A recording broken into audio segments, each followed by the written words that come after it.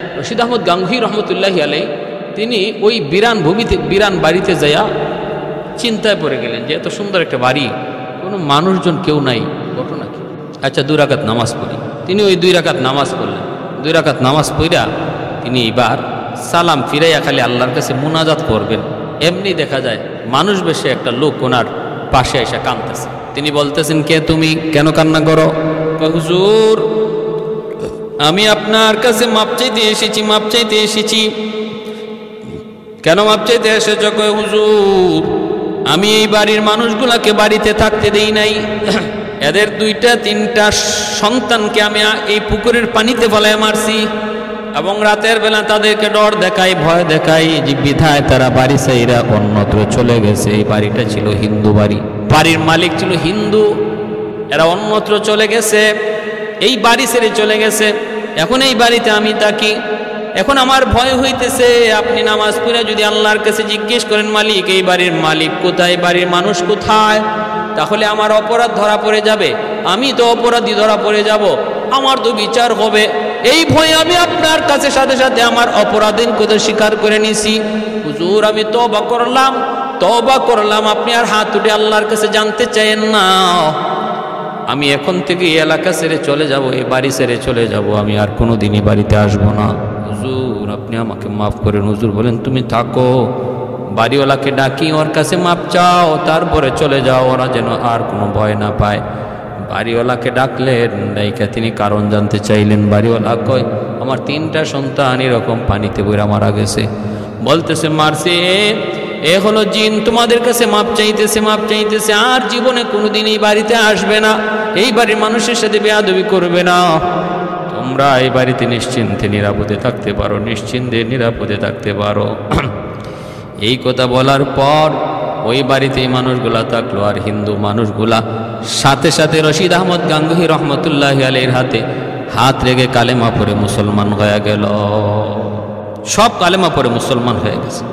ভাইয়েরা আমার, এজন্য বলতেছিলাম, এই জিন্নাতরা এরা মানুষ বিস্তার করে, বংশ বিস্তার করে, বিয়ে শাদী ওদের আছে, কিন্তু ধরনটা কেমন সেটা কোরআন হাদিসের কোথাও পাওয়া যায় না। পোশাক আশাকও পরে, খাওয়া দাওয়াও করে, বাসস্থানও আছে, খাওয়া দাওয়া আছে। হাদিস আল্লাহ নবী বলেন, মানুষ যখন ঘরের ভিতরে বিসমিল্লাহ সারা ঢুকে, সালাম সারা ঢুকে, তখন এই ঘরের মধ্যে তার সাথে জিন্নাতও ঢুকে। হাদিস শরীফ আল্লাহ নবী বলেন যে মানুষ খানা খাইতে বসে বিসমিল্লাহ সারা খানা খায়, তার সাথে এই জিন্নাতও খানা খায়। তাহলে জিন্নাতদের থাকার জায়গাও আমরা পাইলাম, যে ঘরের মধ্যে সালাম সারা বিসমিল্লাহ সারা ঘরে ঢুকে ঘরের মালিক, এই ঘরটার মধ্যে জিন থাকে, খারাপ জিনদের বসতি হয়।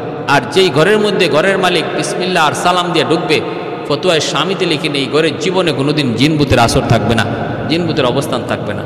সূরা বাকারার যে ঘরে বেশি বেশি তেলাওয়াত হবে, সূরা বাকারার শেষের 10 আয়াত যে ঘরে বেশি বেশি তেলাওয়াত হবে, এই ঘরে জিনভূতের আসর থাকবে না। প্রতিটা ঘরে জিনের আসর থাকে, জিন থাকে, তবে তাদের বেশিরভাগ বসতি থাকে জঙ্গলে, আর বেশিরভাগ বসতি থাকে এরকমভাবে সমুদ্রে, সাগরে। মানুষের বসতি তো থাকে, তবে যে সমস্ত আর খানাও খায়, জিন্নাতরা খানা খায়। এক হাদিসে আল্লাহ নবী বলেন, আমরা যে হাড্ডি খানা খেয়ে যে হাড্ডি ফালাই, এই হাড্ডিটাও জিন্নাতদের খাবার। আল্লাহ রসুল এই হাড্ডি দিয়ে ইস্তেঞ্জা করতে নিষেধ করেছেন, কারণ এই হাড্ডি জিনের খাবার। তাহলে এদের খানাও ভিন্ন, এদের খানা ভিন্ন। প্যারে হাজিরিন, কিন্তু শরীয়ত এদের উপরে আছে, হালাল হারামের বিধান আছে, জায়েজ নাজায়েজের বিধান আছে, এদের উপরে জায়েজ নাজায়েজের বিধান আছে। আল্লাহ রসুল বলেন, প্রত্যেকটা মানুষের সাথেই একটা খারাপ জিন থাকে, প্রত্যেকটা মানুষের সাথে। খারাপ জিনকেই আমরা কি বলি? এই ভূত বলি। ভূত, ওই যে ভূত হলো জিনের ভিতরে যে জিনগুলা খারাপ, এদেরকে আমরা ভূত বলি পুরুষটারে, আর মহিলাটারে প্রেতনি বলি, মহিলা খারাপ জিনটারে প্রেতনি বলি। আর এটা হাদিসের ভাষায় এই খারাপ জিনের নাম হলো ইফরিত, খুব শক্তিশালী হয় খারাপ জিন। এবং এদের ভিতরে সবচেয়ে খারাপ যে জিনটা, এর নাম হলো মারিদ। এই খারাপ জিনগুলাই এরা আকাশে একদম উপরে উইটা ফেরেশতাদের কথাবার্তা শুই না আইয়া তাদের জমিনের মিত্রগুলাকে বইলা দেয় আগামীকাল কি হইব না হইব। এতে করে মনে করে জিন্নাতরা গায়েব জানে। জিন্নাতরা গায়েব জানে না, মানুষও গায়েব জানে না, গায়েব জানেন শুধুমাত্র আল্লাহ, কোনো নবীও গায়েব জানেন না। এই জিন্নাতরা এটা করতো। তখন আল্লাহ পাক রব্বুল আলামিন নক্ষত্রের মাধ্যমে ওদেরকে কুরা মারতেন, কুরা মারার বিধান করলেন। এতে করে আর তারা উপরে উঠতে পারে না। কারিন নামক এক জিন, কারিন নামক খারাপ এক জিন, সে প্রতিটা মানুষের সাথে থাকে। আল্লাহ নবী রহমতের নবী বলেন প্রত্যেকের সাথেই এমন খারাপ একটা জিন আছে, খারাপ শয়তান আছে। সাহাবীরা জিজ্ঞেস করেন নবী গো আপনার সাথেও কি আছে? নবী বলেন আমার সাথেও আছে, তবে আমার সাথে যেই জিন আছে সেই জিন আর জিন নাই, সে মুসলমান হয়ে গেছে, সে আর খারাপ নাই, সে ভালো হয়ে গেছে, সে আর দুশ্মন নাই, সে আমার বন্ধু হয়ে গেছে। শুধু নাই আমার উমরের সাথে কোনো জিন নাই, উমরের সাথে কোনো শয়তান নাই, আর নতুবা সবার সাথে আছে, আমার সাথেও আছে, তবে আমারটা ভালো হয়ে অলি হয়ে গেছে, আমারে কোনো খারাপ করতে পারে না। আর শাইতানু ইয়াজরি মাজরাদ দাম, ইবলিস এই জিন জাতির ভিতর থেকে, ইবলিস জিন জাতির ভিতর থেকে, ইবলিস এই জিন জাতির ভিতর থেকেই ছিল। মায়া কইরা ফেরেশতারা ছোটকালে তার মায়া কইরা তার উপরে উঠে নিয়ে ফেরেশতারা তারে ইবাদত শিখাইছে আল্লাহর কাছে বইলা। এই ইবাদত ফেরেশতারা শিখাইছে, সেই ইবাদত শিক্ষা সে ফেরেশতাদের উস্তাদ হয়ে গেছে। এজন্যই এই ইবলিসকে আল্লাহ যখন বলছিলেন আদমকে সেজদা করো, কয় না না আদমকে সেজদা করবো না। আল্লাহ বলছিলেন কেন? কয় খালাকতানি মিন নার ওয়া খালাকতাহু মিন তিন, আমাকে আপনি আগুন দ্বারা বানাইছেন আর আদমকে মাটি দ্বারা বানাইছেন। মাটির স্বভাব হলো নিচে যাওয়া, আগুনের স্বভাব হলো উপরে যাওয়া। অতএব উপরের জিনিস নিচের জিনিসকে কেমনে সেজদা দেয়? হ্যাঁ, এরকম যুক্তি দেখায়া সে লানতের তখলিয়া নিচে নামছে। আর শাইতানু ইয়াজরি মাজরাদ দাম, এই ইবলিসের একটা ক্ষমতা এই, সে মানুষের রগ রেশায় ঢুকতে পারে। তো মুশতাকুন নবী দামাত বারকাতুহুম তিনি বলেন আমি গেলাম নির্ধারিত সময়ে, সব কিছু আমার কাছে একটু এলোমেলো লাগলো, বয়ান করতেছি, মিষ্টি বিতরণ চলতেছে, হঠাৎ করে দেখলাম দুই তিনজন বেহুশ হয়ে পড়ে গেল। কেউ মারলো এমনও দেখা গেল না। আমি বললাম কি ব্যাপার? আমার পাশে যে বসা আছে আমি বললাম কি ব্যাপার, ওরা বেহুশ হয়ে পড়ে গেল কেন? ওরা সিন্নি মিষ্টি একটু বেশি নিছিল, তার বাটে জয়টা মিলে তার অংশের চেয়েও বেশি নিছে, এজন্য একটু মারছি। আমার পাশে বসা থেকে ওইখানে মারছে, কেমনে মারছে, কিভাবে মারছে কেউ দেখলো না, কিন্তু বেহুশ হয়ে পড়ে গেল। আমার তো বুঝ হয়ে গেছে সবকিছু ব্যতিক্রম। বয়ান শেষ, গেলাম খাইতে বসলাম, টেবিল যায় দেখি আমার সাইজে এক একটা বিশাল বিশাল বড় বড় মাছ খাওয়ার জন্য রেডি করে রাখছে। এত বড় মাছ আমার বুঝতে বাকি নাই। পরিচয় তাদের সাথে হয়ে গেল, নিজেরাই পরিচয় দিয়ে দিল, হুজুর আমরা মানুষ না, আমরা জিন, আপনার ভক্ত, আপনার ওয়াজ নসিহত শুনতে মন চায়, এজন্য আপনাকে দাওয়াত করে এনেছি, আপনি আমাদের মাঝে দাওয়াত দিয়েছেন, বয়ান পেশ করেছেন। এইবার হুজুরকে রেস্টে রাখার জন্য যখন এক রুমের ভিতরে উনি গেলেন, উনি বলেন আমি চাইলাম আমাকে একটু মিষ্টি খাওয়াও। ওরা বলতেছে হুজুর এত রাত্রে মিষ্টি পাবো কোথায়, যদি আনতে হয় চুরি করা লাগবে। না না হুজুর এখন তো মিষ্টি আনা সম্ভব না, তাহলে একটু তেল আনা যাবে কিনা, ঠান্ডা তেল? কয় দেখি একটু ব্যবস্থা করা যায় কিনা। একজনে কিছুক্ষণ পরেই তেল নিয়ে হাজির, ঠান্ডা তেল, ইন্ডিয়ান তেল, একটা লাল কালারের, ওই তেলটা নিয়ে হাজির। আমি বললাম এই তেল তুমি কোথায় পাইলা? কয় হুজুর বাংলাদেশের কোনো বাজার তো এখন খোলা নাই, কলিকাতার এক বাজার থেকে, এক দোকান থেকে আমি তেলটা নিয়ে আসছি। অল্প সময়ের ভিতরে নিয়ে আসছে তেল। মুশতাকুন নবী দামাত বারকাতুহুম তিনি কথাটা নিজের মুখে বলেছেন। ভাইরা বন্ধুরা, একজন আমলি মানুষ, বুজুর্গ আল্লাহওয়ালা মানুষকে জিন্নাতরা বড় শ্রদ্ধা করে। এটা জিন্নাতের বৈশিষ্ট্য, জিন্নাতের বৈশিষ্ট্য, তারা আল্লাহওয়ালা মানুষকে বড় শ্রদ্ধা করে, তাদের ভক্ত হয়, তাদের কথা মানে, তাদের খাদেম হয়ে যায়। সিলেটের নুরুদ্দিন ঘরপুরি রহমতুল্লাহি আলাইহি, সিলেটের নুরুদ্দিন ঘরপুরি রহমতুল্লাহি আলাইহি, আমি চুনারুঘাট এলাকায় 7 দিন ব্যাপী তফসির হয়, চুনারুঘাট 7 দিন ব্যাপী তফসির হয় হবিগঞ্জ জেলার। আমি একদিন বয়ান শেষ করলাম, এরকমভাবে কথা উঠলো, হুজুররা বলতেছেন হুজুর জিনদের ব্যাপারে একটা বাস্তব কারগুজারি শুনেন। আমাদের এই তফসিরে, এই মঞ্চে, আপনি যেই মঞ্চে আজকে বয়ান করলেন, এই মঞ্চে বয়ান পেশ করেছিলেন সিলেটের নুরুদ্দিন ঘরপুরি রহমতুল্লাহি আলাইহি। নাম শুনি না এমন মানুষ কম পাওয়া যাবে, এত বড় বুজুর্গ তিনি এই মঞ্চে বয়ান করেছেন। আমার বয়ানের পর ওনাকে আমরা একটা রেস্টের জন্য, বিশ্রামের জন্য একটা রুম দিলাম। এই রুমে উনি বিশ্রাম নিবেন। গভীর রাত 2টা 2:30 বাজে হঠাৎ করে দেখি হুজুর রুম থেকে বের হইয়া চলে যাইতেছেন। আমরা বললাম, হুজুর কি হয়েছে? ইনি বললেন, আমার ইবাদতে বিঘ্ন ঘটাইছে কে? আমার নামাজের মধ্যে জিকিরের মধ্যে অসুবিধা ঘটাইল কে? আমি থাকবো না এখানে, চলে যাব এখন মাদ্রাসায়। আমি চলে যাব আমার গড়পুর এলাকায়। সকালবেলায় আমাকে বুখারীর দরস দেয়া লাগবে, ফজরের পরপরই বুখারীর দরস দেওয়া লাগবে। আমি থাকবো না, চলে যাব। হুজুররা বলতেছেন, আমরা বারবার বলতেছি, হুজুর এত রাত আপনি কেমন করে যাবেন? কোনো ব্যবস্থা তো নাই, গাড়ি নাই, কিছুই তো নাই। আমরা আপনাকে কেমন করে গহরপুর পাঠাবো, গহরপুর পাঠাবো? আল্লাহর ওলি বলেন, কেমনে যাব তা তো আমি তোমাদের কাছে জানতে চাই নাই। আমি বলছি আমি থাকবো না, চলে যাব। তোমাদেরকে বলছি যে আমার গাড়ি দাও, তোমাদেরকে বলছি আমার বিমান দাও, আমি বলছি যে আমি চলে যাব। হুজুররা বলতেছেন, আমরাও পিছনে পিছনে হুজুরের সাথে সাথেই মসজিদ মাদ্রাসা থেকে বের হচ্ছি। কেউ ভয়ে কিছু বলতেছে না, হাতে লাঠি, সবসময় লাঠি থাকে। তো রাস্তার মধ্যে আইসে তিনি দাঁড়ায় রয়েছেন। রাত বাজে 2:30 3টা, রাস্তায় এসে দাঁড়ায় রয়েছেন। শুনশান রাস্তাঘাটে, মাসি পর্যন্ত নাই, রিক্সা মিক্সা কিছুই নাই। এত রাত্রে কি থাকে? আমরা পিছনে দাঁড়ায় কাঁপতেছি, কেউ সাহস পাইতেছে না এই কথা বলার। হুজুর চলে আসেন, হুজুর একটু রেস্ট নেন, সকালে চাই। কেউ সাহস পাইতেছে। হুজুর বলেন, হঠাৎ করে দেখি একটা গাড়ি, সাদা রঙের একটা গাড়ি, সা সা করে ডাইকা হুজুরের সামনে আইসা হাজির, গাড়ি লয়া। আমরা একটু তাকায় দেখলাম, এমন ড্রাইভার আমরা কোনোদিন আমাদের এলাকায় দেখি নাই। এমন চেহারার কোন ড্রাইভার দেখি নাই। সাদা পাগড়ি, সাদা জুব্বা, চেহারাটা তো সুন্দর, সাদা দাড়ি, সাদা জুব্বা, সাদা পাগড়িওয়ালা একজন ড্রাইভার গাড়িটা নিয়ে সা সা করে হুজুরের সামনে হাজির। আমরা তখন ড্রাইভারের দিকে তাকাইলাম, তাকায় বলতেছি, ভাই তুমি কে? কই তোমার গাড়ি থাকে? কোথায় তুমি গাড়ি রাখো? কি পরিচয়? কোনো কথা কয় না, জবাব দেয় না। কারণ আমাদের তো ভয়, আমরা এত রাত্রে হুজুর কি বিদায় দিব? এ কই নিয়ে যাবে, কোন জায়গায় নিয়ে যাবে, মানুষটা কে? একটু ঠিকানাও জানি না, মানুষও চিনি না, ঠিক মতো নিবি কিনা, নাকি হুজুরের কোনো ক্ষতি করবে তাও তো জানি না। ঠিক না? কি করি এখন, কি করি? চিন্তায় পড়ে গেলাম। বারবার বলতেছি, ভাই তুমি কে?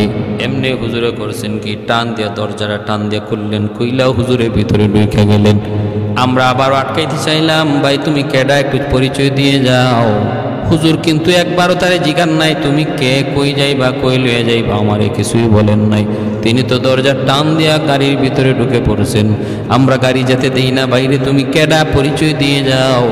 তখনই হুজুর আমাদেরকে লাঠি দিয়া ধমক দিয়া বলতেছেন, সরতরা রাস্তা সার।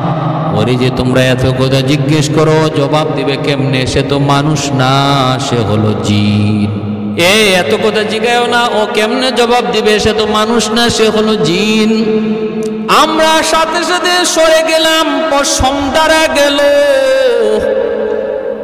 ভয় পেয়ে গেলাম, আমরা আর কোনো কথা বললাম না। তারপরেই আমরা খবর নিলাম, সকালবেলায় ফোনে খবর নিলাম, হুজুরে ফজরের আগে যায় তিনি মাদ্রাসায় হাজির। ফজরের নামাজ পড়া তিনি বুখারীর দরস দেওয়া শুরু করছে। এই আল্লাহর ওলি নুরউদ্দিন ঘরপুরি রহমতুল্লাহি আলাইহি এত বড় বুজুর্গ, আসরের নামাজ পড়ছেন সিলেটে, মাগরিবের নামাজ পড়ছেন যায় ময়মনসিং। বালিয়ার পীর সাহেব রাহিমাহুল্লাহ তার খলিফা। সিলেটের সাথে ময়মনসিংহের একটা ভালো সম্পর্ক। ঘরপুরি রহমতুল্লাহি আলাইহি প্রায় তিনি ময়মনসিং আসতেন।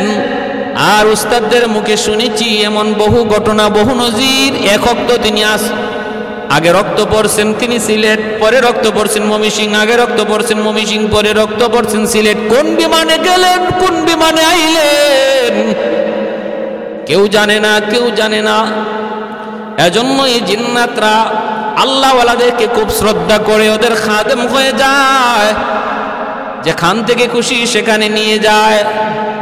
কোনো বিমান লাগে না, এয়ারলাইন্স লাগে না। ভাইয়েরা বন্ধুরা, জন্য বলতেছিলাম, ভালো করে খেয়াল করে শুনেন রে আল্লাহর বান্দা।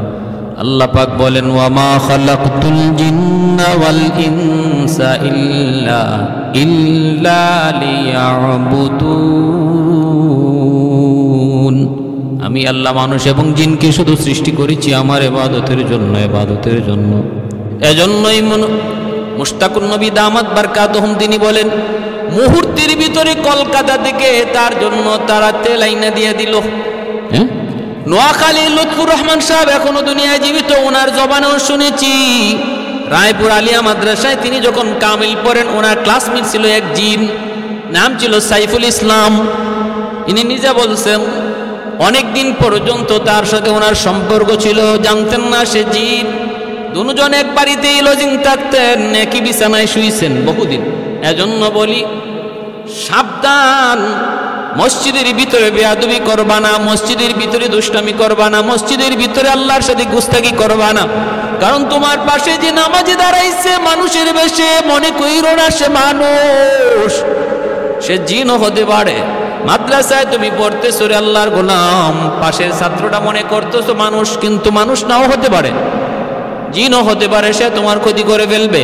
যদি তুমি উস্তাদের সাথে বেয়াদবি করো, কিতাবের সাথে বেয়াদবি করো, মাদ্রাসার সাথে বেয়াদবি করো, অন্যায় কাজ করো, মসজিদে যদি বেয়াদবি করো, ক্ষতি হয়ে যেতে পারে, ক্ষতি হয়ে যেতে পারে।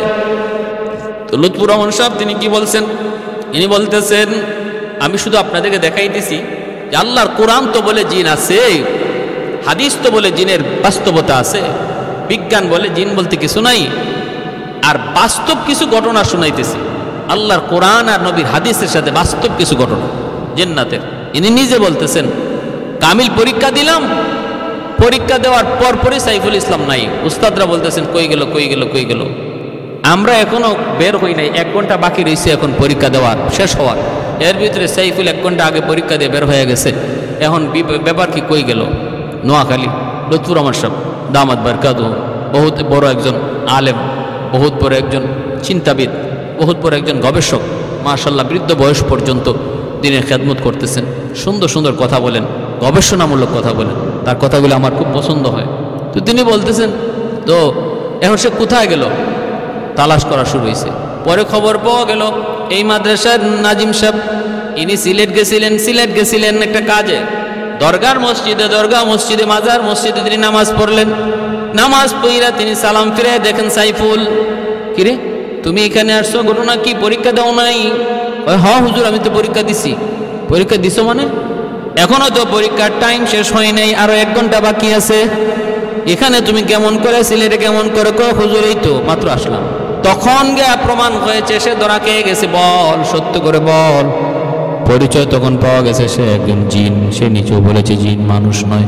এতদিন পর্যন্ত মানুষের বেশ ধরে আমাদের সাথেই চললো। লুৎফুর রহমান সাহেব বলেন আমি আরাফার মাঠে হঠাৎ করে দেখি আমারে জড়ায় ধরছে, সালাম দিছে। কে রে তুই? কই ভাই আমারে চিনো না, আমি সাইফুল। বাইরে তুই আমারে স্যার, তোরে তো চিনি, কিন্তু আগে যদি চিনতাম তোরা মিশতাম না, ভয় পাইতাম। এজন্য ভাইয়েরা মনে রাখবেন, আমার জীবনের একটা বাস্তব ঘটনা শোনাই। সিলেটের বালাগঞ্জ এলাকা, সিলেটের বালাগঞ্জ নাম শুনেছেন হয়তো বা অনেকেই। ওই বালাগঞ্জে হামসাপুর একটা এলাকা, হামসাপুর কুশিয়ারা নদীর পারে এই গ্রামটা।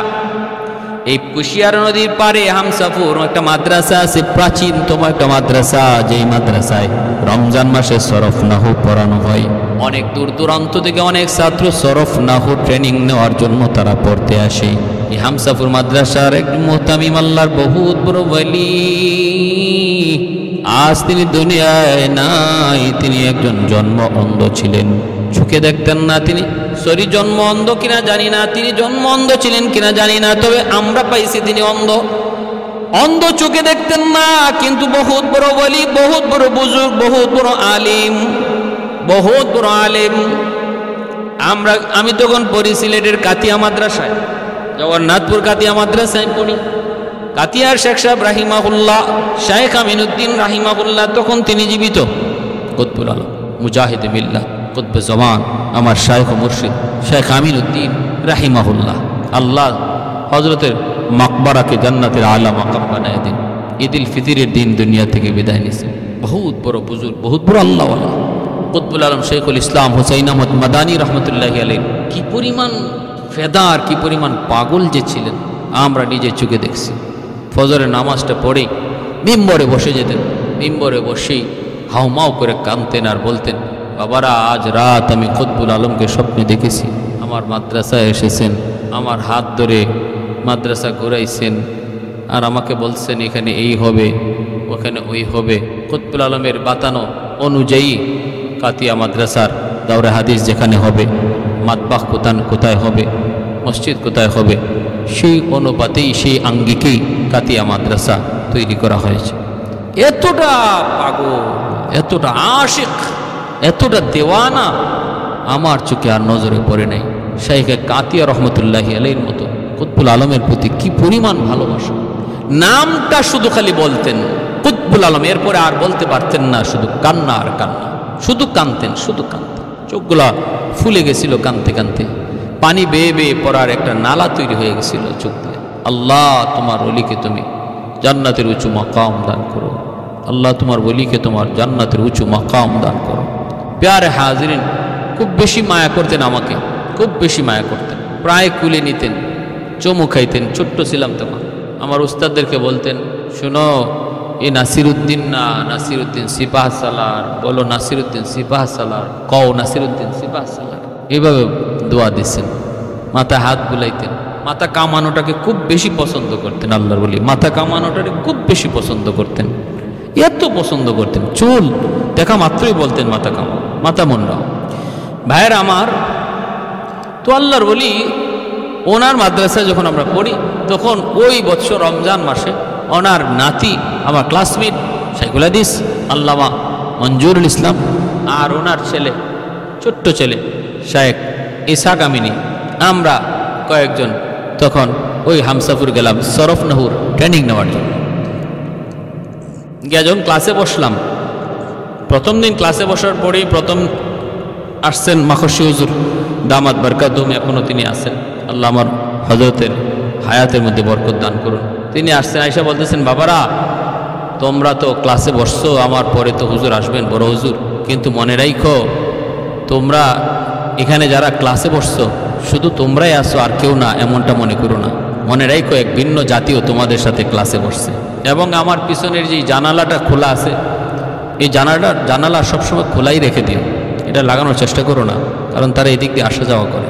ক্লাসে কেউ দুষ্টামি করবা না, ক্ষতি হয়ে যাবে। তোমার পাশে যে বসা, মনে রাখবা, খেয়াল রাখবা, সেই ভিন্ন জাতির, সেই ভিন্ন জাতির। অতএব আদব আখলাক ক্লাসের প্রতি খেয়াল রাখবা। হুজুর আসছেন, আসার পরে আমরা সালাম দিলাম, মুসাফা করলাম, দেখি হুজুর অন্ধ, চোখে দেখেন না। এবারও তো আমরা পড়ি, হুজুর বুঝাইয়া দেন আর বলতেছেন যে পিছনে একজনে একটু মনোযোগ নেই, দুষ্টামি করতেছো, আমি কি নাম বলে দেব?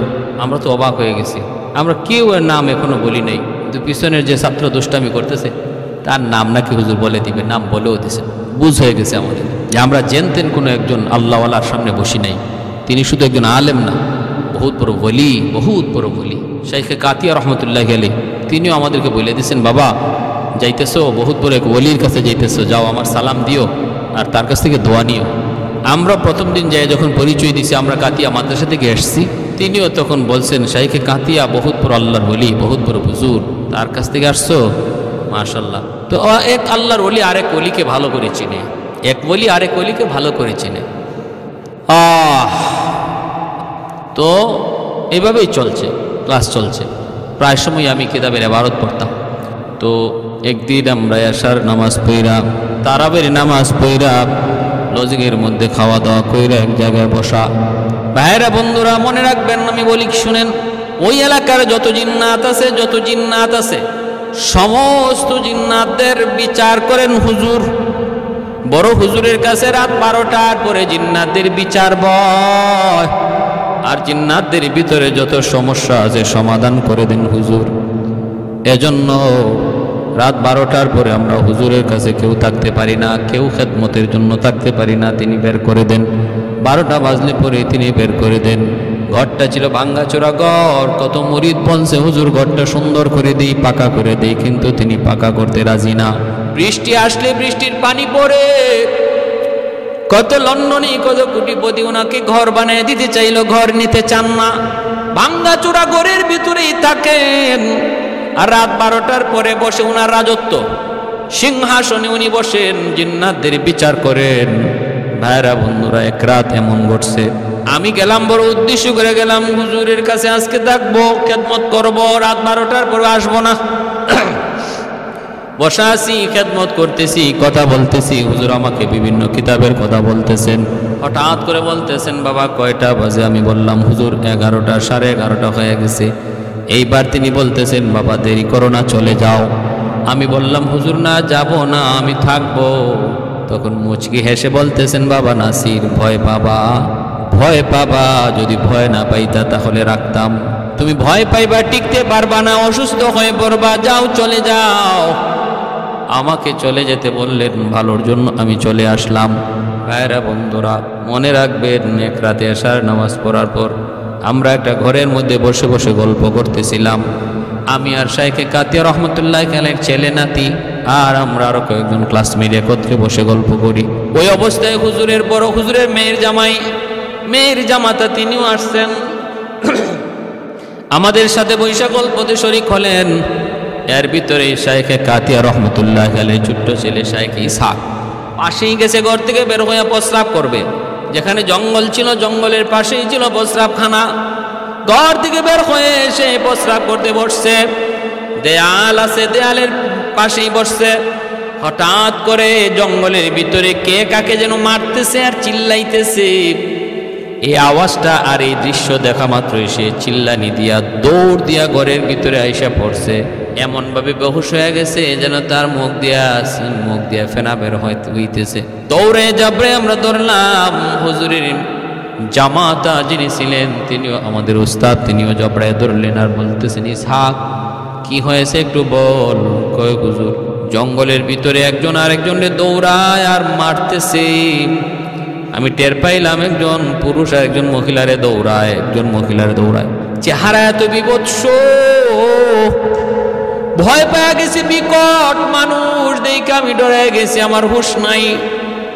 এইবার আমরা দেখলাম কি হুজুরের জামাতা তিনি ওই জঙ্গলের সামনে যেয়ে দাঁড়ালেন, দাঁড়ায় বলতেছেন, এ হারামির দল শোনো, আব্বা কত করে তোদের কি বুঝাইলেন, কত করে বলে দিলেন, নবীর মেহমানরা রমজান মাসে তারা এলেম শিকার জন্য আসে, তালেবে এলেমরা, ওদের যেন কোনো ক্ষতি না হয়, ওদের যেন কোনো ভয় না পায়, এইভাবে তোরা চলবি, তাদের কোনো ক্ষতি করবি না, তোরা এই ব্যাপারে আব্বার কাছে ওয়াদাবদ্ধ।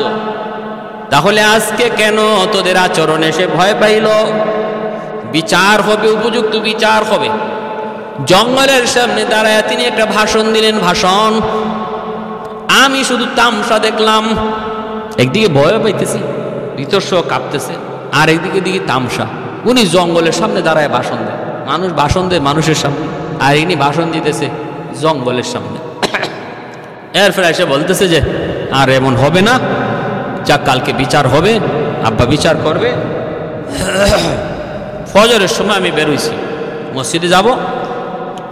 হুজুরের বড় হুজুরের ঘর থেকে মসজিদটা একটু দূরে, জমির আইল দিয়ে যাইতে হয়। তো আমি যাওয়া মাত্রই দেখি হুজুরেও মসজিদে যাইতেছেন, আমি পিছনে। তো আমি তাড়াতাড়ি দ্রুত যাই, হুজুর লাঠিতে এমনি বর দিয়া রাস্তা মেপে মসজিদে চলে যাইতেন। চোখে দেখেন না, কিন্তু লাঠি দিয়ে আন্দাজ করে রাস্তা বের করে চলে যেতেন। আমি পিছন থেকে দৌড় দিয়ে যাই, সালাম করে যাইতেই বলতেছেন, নাসির আসছো? আমি জি হুজুর। হাত ধরলাম, হাত ধরে সামনে নিতেছি, মসজিদে নিয়ে যাচ্ছি ধরে। আমাকে বলতেছেন, বাবা গত রাত কি হলো, গত রাত কি ঘটলো, গত রাত কি সমস্যা হলো একটু বলো। আমার তো খবর হয়ে গেছে, ঘটনা কি খবর হুজুর কে শোনাইলো? কেউ তো আমাদের পাশ থেকে কেউ তো হুজুরের কাছে এখনো আসে নাই। আমরা তো ভাবছিলাম ফজরের পরে সকালবেলা যায় হুজুরকে ঘটনা খুলে বলবো, তাহলে আমাদের আগে কে ঘটনা হুজুরকে শোনায় দিল। আমি বললাম, হুজুর ইসহাক আমিনী ভয় পাইছে প্রস্রাব করতে যাইয়া। হুজুর বলতেছেন, বাবা এত রাত্রে গল্প করো কেন, এত রাত্রে সজাগ থাকো কেন? এত রাত্রে সজাগ থাকতে নাই। আমার কাছে ওরা আসছিল, মাপ চাইছে, 1000 বার মাপ চাইছে, আর বলছে তারা খেয়াল করে নাই, প্রস্রাব করতেছিল ওয়ালের আড়ালে, এজন্য তারা টের পায় নাই, দেখে নাই, তাই একজন আরেকজনকে স্বামী স্ত্রীকে মারতেছিল। যদি তারা দেখতো এখানে তালেবে এলেম আছে, তার সামনে এমন কাজ তারা করতো না, তারা মাপ চাইছে, আর এমন হবে না। কিন্তু বাবা আমার একটা আবদার হলো, তোমরা আর এত রাত পর্যন্ত জায়গা থাইকো না, এত রাত জায়গা থাকা ভালো না। ভাইরা আমার জন্য বলতেছিলাম, ওই এলাকার সমস্ত জিন্নাতের বিচার হুজুর করতেন। আজকে হুজুর দুনিয়ায় নাই, প্রায় আমি হামসাবর গেলে পরে হুজুরের জন্য দোয়া করে আসি, কবর জিয়ারত করে আসি। ভাইরা, এজন্য বলতেছিলাম জিন্নাতদের একটা বিশেষ বৈশিষ্ট্য হলো জিন্নাতরা আল্লাহওয়ালাদেরকে বড় শ্রদ্ধা করে, খাঁটি আল্লাহওয়ালাদেরকে বড় শ্রদ্ধা করে, তাদেরকে শ্রদ্ধার নজরে দেখে তাদের খাদেম হয়।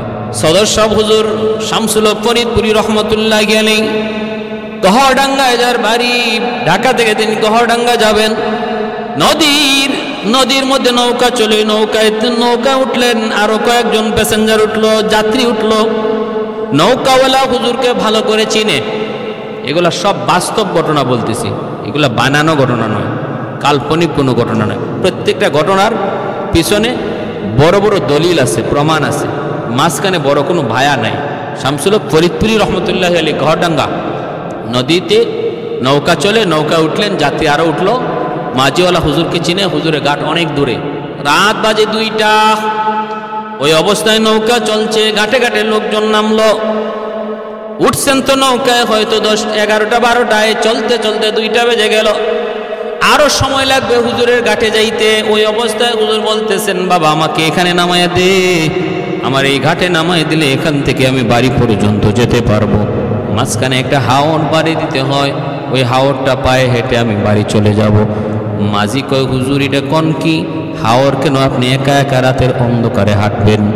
নৌকা তো আপনার ঘাট পর্যন্ত যাবে, আপনি কেন এই জায়গায় নামবেন? হুজুর বলতেছেন, বাবা এত কথা বলিস না, আমাকে এখানে নামায়া দে। তুই এত কথা বলবি না, তুই বুঝবি না, আমাকে নামায়া দে। মাঝিওয়ালা হুজুরকে চিনতো, হুজুরকে জানতো, এখানে নামায়া দিল। আল্লাহর ওলিকে নামায়া দেওয়ার পর মাঝিওয়ালা সে বলতেছে, আমিও পিছনে পিছনে যাত্রা শুরু করলাম, দেখি হুজুর এখানে কেন নামলেন, কি জন্য তিনি নামলেন।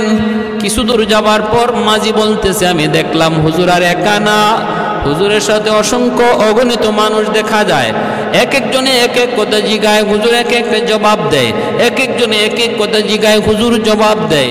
এইভাবে তিনি যাইতেছেন, আমার তো কলিজায় পানি নাই, আমি তো একদম ভয়ে অস্থির হয়ে গেছি। ঘরের সামনে যায় হুজুর যখন ঢুকবেন আর কেউ নাই, আমি যে সালাম দিলাম, হুজুর কয়, কিরে তুই? কয়, হুজুর আমি তো পিছনে পিছনে আইছি দেখার জন্য। কি দেখলি? কয়, হুজুর কি যে দেখছি আমি তো বলতে পারবো না, কলিজা শুকায় গেছে। কারা এরা, কারা এরা, এদের পরিচয় কি? এরা তো আপনার সাথে নৌকায় ছিল না, এরা কোত্থেকে আসলো? তিনি বলতেছেন, বাবা তাহলে শুন, তুই যখন দেখেই ফেলেছ তাহলে শুন রে বাবা। ঘটনা হয়েছে, এরা হলো এই এলাকার জিন্নাতের সর্দার, যে এসে নৌকার মাঝে আইসা আমার কানে কানে বলছে, হুজুর আপনি এই জায়গায় নামে যান, হাওরটা আপনি পায়ে হেঁটে যান, আমরা আপনাকে পাহারা দিয়া দিয়া বাড়ি পর্যন্ত পৌঁছে দেব। আর এর ভিতরে আমাদের কিছু জানার আছে, মাসালা জানার আছে, আমাদের ভিতরে কিছু বিবাদ আছে, মীমাংসা করা লাগবে। একজন আর একজনের সাথে ঝগড়াঝাটি হয়েছে, মীমাংসা আপনার করতে হবে। হুজুর আপনার বিচার সবাই এক বাক্যে মেনে নিবে, মাসালা মাসাইল আপনার কাছ থেকে জেনে নিব। এই বইলা আমাকে তারা নামাইছে, তারা আমাকে আমানতদারির সাথে পৌঁছে দিছে। সমস্যা যা ছিল সমাধান করে দিছি, মাসালা যা জানার ছিল আমি তা জানাই দিছি।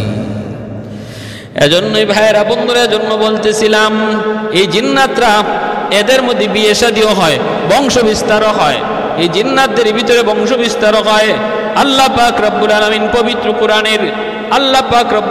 পবিত্র কোরআনের সূরা রহমানে বলেন, ফীহিন্না কাসিরাতুত তরফি লাম ইয়াতমিসুহুন্না ইনসুন ক্বাবলাহুম ওয়ালা জান।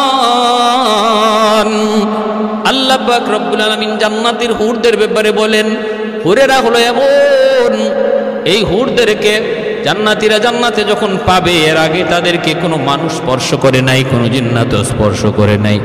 তাহলে আল্লাহ পাকের এই কথায় বোঝা গেল, মানুষ যেমনভাবে মানুষ স্বামী স্ত্রীর মধ্যে মিলন হয়, জিন্নাতের মধ্যেও এমন মিলন হয়। জিন্নাতের মধ্যে বিয়ে শাদী হয়, আর এর দ্বারা তাদের মধ্যেও সন্তানাদিও হয়, সন্তানাদিও বিয়ে শাদীর মাধ্যমে হয়। আরেক আয়াতে আল্লাহ পাক রব্বুল আলামিন সন্তানাদির কথাও বলেছেন। ক্ষমতা কেমন? ক্ষমতা হলো এরা যে কোনো মুহূর্তে যে কোনো সুরত ধরতে পারে, তারপরে যেখানে ইচ্ছা সেখানে চলে যেতে পারে, তারপরে বড় বড় স্থাপনা তৈরি করতে পারে, মানুষের অন্তরে ওয়াসওয়াসা দিতে পারে, মানুষের অন্তরে ওয়াসওয়াসা দিতে পারে। এই জিন্নাতে। এবং দুর্বলতা কি? দুর্বলতা হলো এরা একটা নির্দিষ্ট সীমানা পর্যন্ত উপরে উঠতে পারে, এর বেশি উপরে উঠতে পারে না।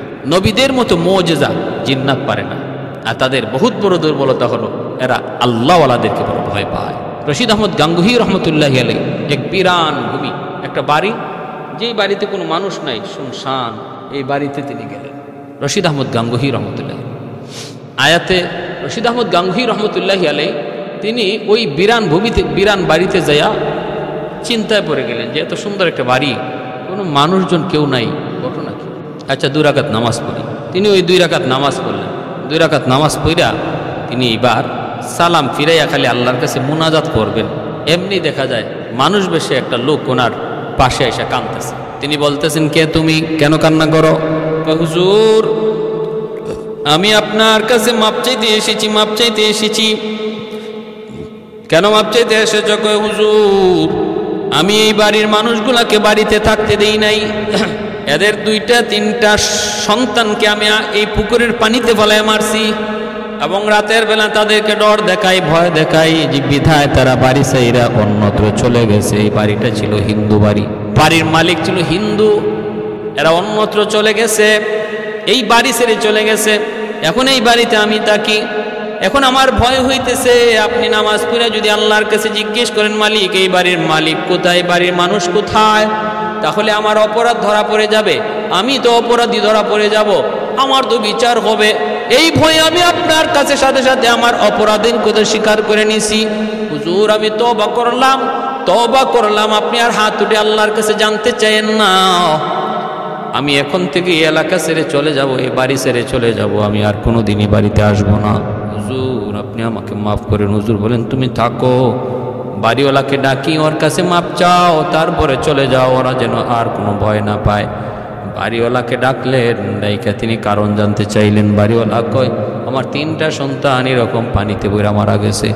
বলতেছে, মারছে, এ হলো জিন, তোমাদের কাছে মাপ চাইতেছে, মাপ চাইতেছে, আর জীবনে কোনোদিন এই বাড়িতে আসবে না, এই বাড়ির মানুষের সাথে বেয়াদবি করবে না, তোমরা এই বাড়িতে নিশ্চিন্তে নিরাপদে থাকতে পারো, নিশ্চিন্তে নিরাপদে থাকতে পারো।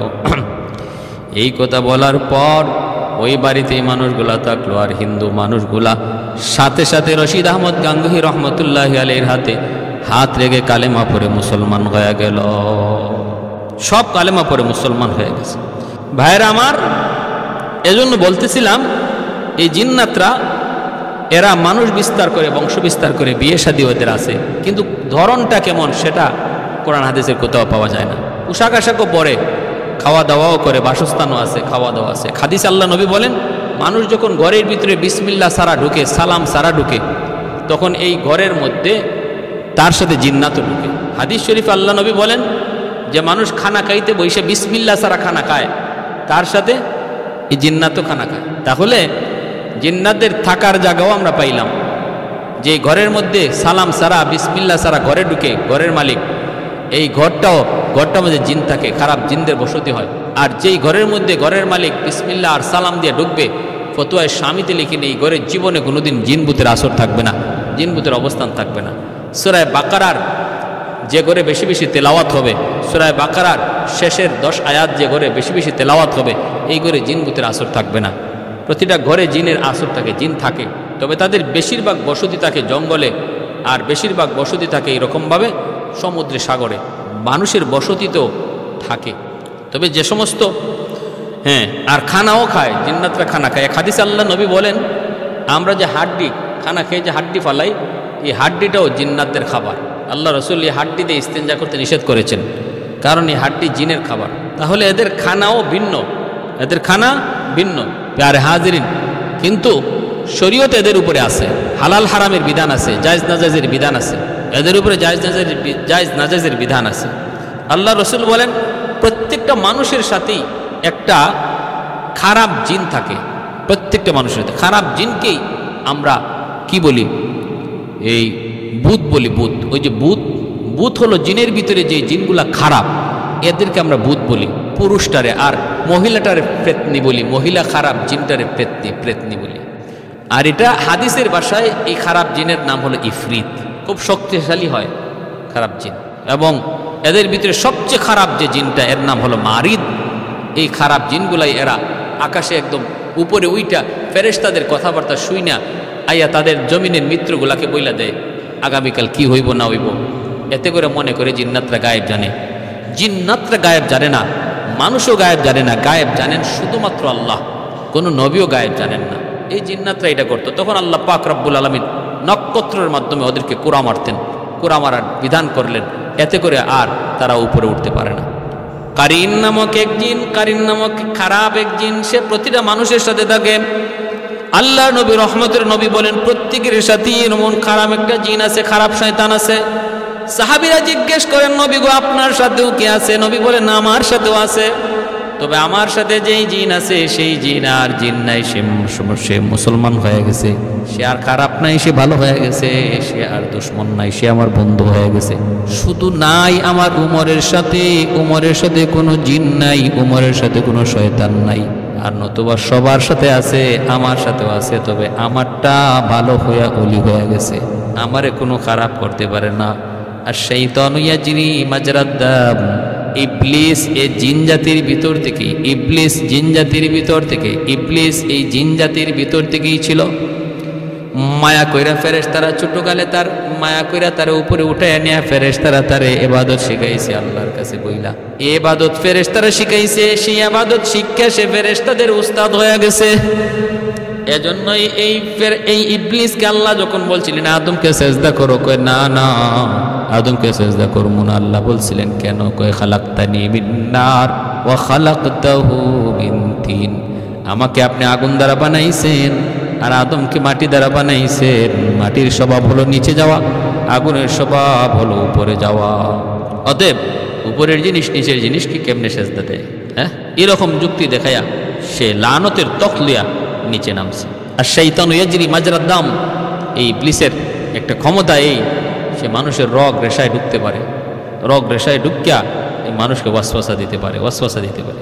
কিন্তু আল্লাহ বলেন যতই সে ওয়াসওয়াসা দেখ, ইন্না কাইদা শাইতানি কানা যাইফা, শয়তানের ষড়যন্ত্র যতই দেখাক এটা অত্যন্ত দুর্বল, অত্যন্ত দুর্বল। আব্দুল কাদের জিলানী রহমতুল্লাহি আলাইকে এরকমভাবে শয়তান, এরকম এই জিন শয়তান সে করছে কি, আব্দুল কাদের জিলানী তোমার আর ইবাদত করা লাগবে না, তোমার উপর আমি আল্লাহ খুশি হয়ে গেছি। ইনি বলেন আস্তাগফিরুল্লাহ মিন যালিক। আস্তাগফিরুল্লাহ কেন বললেন?